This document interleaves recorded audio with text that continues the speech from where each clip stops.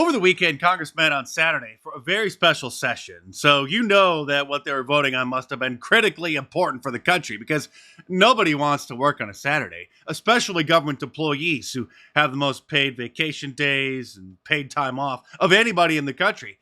Were they voting to finally secure the border and deport the 30 plus million illegal aliens who have invaded our country? No. Were they voting to build more prisons and hire more police officers to stop the crime wave that's sweeping across the country? Of course not. Were they trying to stop the rampant inflation before the dollar hyperinflates into worthlessness? No. They were voting to give away another $95 billion of our tax money to foreign countries, to Ukraine and Israel, and now even Taiwan. This was the moment the bill passed, with 100 Republicans voting yay, 112 voting nay. So about half of our Republicans are America last, and just take a listen and take a look at the celebration once it became apparent that the, treason had occurred. They're chanting, Ukraine, Ukraine. And yes, they are waving Ukrainian flags on the floor of the House of Representatives. Here's a closer look.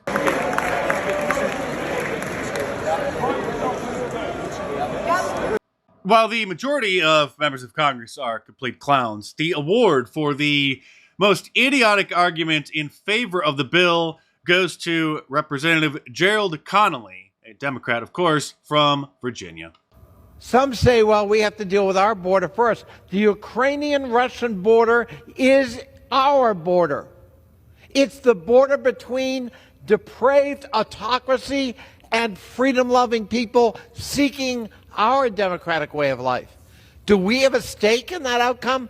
No, we don't, sir. Just like none of the regional or ethnic conflicts that have been going on in Africa since the beginning of time aren't any of our business either. After the latest round of foreign welfare passed, a Democrat congressional candidate from New York named Nate McMurray posted Slava Ukraine, which means glory to Ukraine, adding die, MAGA, die, you lose. Well, I mean, you are right, we did lose, and while this won't be the straw that breaks America's back, it sure is adding to the pile that's going to cause the inevitable. I mean, hey, we're only $34 trillion in debt, which when you break it down to per citizen, that's $103,000 per person. That's man, woman, and child. Now, if you break that down into taxpayer, which means anybody about 16, 17 or up, then we all owe over $250,000 in national debt, $266,000, which, well, until the inflation crisis hit over the last few years, used to be a mortgage on a pretty nice house in most parts of the country. And in a few more years, that will double, and every single one of us will owe the equivalent of over $500,000 to the national debt. And because Marjorie Taylor Greene has been a leading critic of Speaker of the House Mike Johnson bending over for the Democrats, she is now being called Moscow Marge, but not just by the liberal media industrial complex, by the neocon industrial complex as well. This from the New York Post, which is generally kind of conservative. Niet, Moscow Marge. I mean, what's next? Did Ben Shapiro do a special interview with Speaker of the House Mike Johnson just before the vote, hoping to convince more Republicans to support the foreign aid bill? Oh, wait, what's this? So we've been discussing the chaos in the Republican House. We are joined on the line by Speaker of the House, Mike Johnson. Broad bipartisan support for these bills, 316 to 94, but there are people, as usual, screaming and crying about it. Speaker Johnson, thanks so much for joining the show. Great to talk to you. Screaming and crying about not wanting to give another $100 billion of our tax dollars to a foreign country. The nerve of some Americans. Ben, great to be with you. Thanks for all you do. Thanks for all you do for your favorite foreign country, Ben. Ask not what your country can do for you. Ask what you can do for Israel.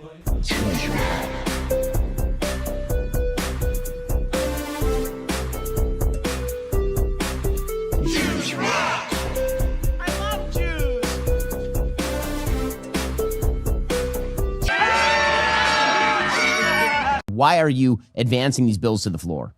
Well, we're at a point of pivotal decision. I mean, this is a dangerous time on the world stage, as you and I know, and Israel is in great jeopardy fighting for their existence. Ukraine is close to being overrun, and they're estimated to be out of ammo by the end of this month. We've been overrun. There are 30 million criminal invaders in our country right now, not to mention the tens of millions of anchor babies that they've had who are now American citizens who can't even speak our language here. Of course, Iran and its aggression of Israel has continued, and we have to address these matters. We have to meet the moment. And so the House is fixing the Senate supplemental bill, the foreign aid bill. That's enough. We get the point. You're giving more of our tax dollars away to foreign countries, while Ben Shapiro is the lead cheerleader in the conservative media, egging it on. The liberal media is almost as excited about this as little Ben Shapiro, with CNN declaring that Mike Johnson is the next Winston Churchill by passing Ukraine aid. The accidental speaker became an unlikely Churchill. And let's not forget what the very first thing that Mike Johnson did once he became the new Speaker of the House. Was it to demand that the U.S. border be secured and we deport the 30 million illegal aliens? Was it to rein in the crime problem in American cities? No, of course not. It was this. The first bill that I'm going to bring to this floor in just a little while will be in support of our dear friend Israel, and we're overdue in getting that done. But for years, Ben Shapiro has been saying that they don't need our help. They say that I want America to fight wars for Israel. Nope. First of all, Israel can take care of herself.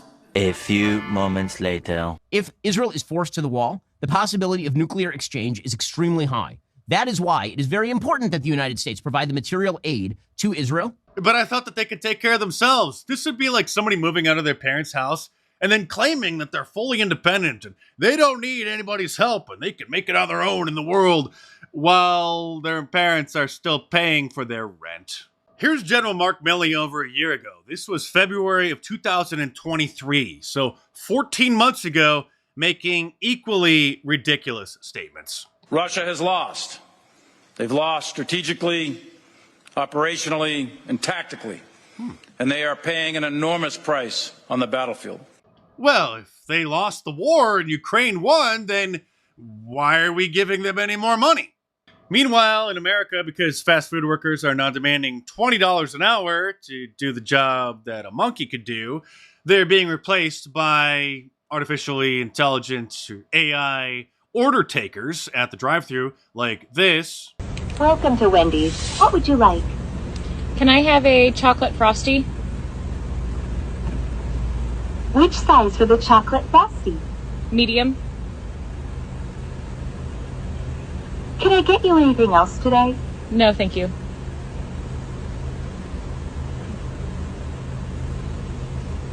Great.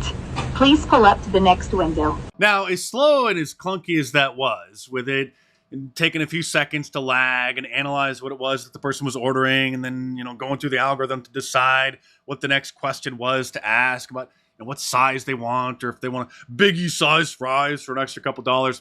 These systems have been found to be 22 seconds on average faster per order than a human order taker, because we all know what it's like to order from the kinds of people who usually work at the fast food drive-ins. So this was at a Wendy's, and other fast food restaurants like Carl's Jr. have been testing them as well for a few months now.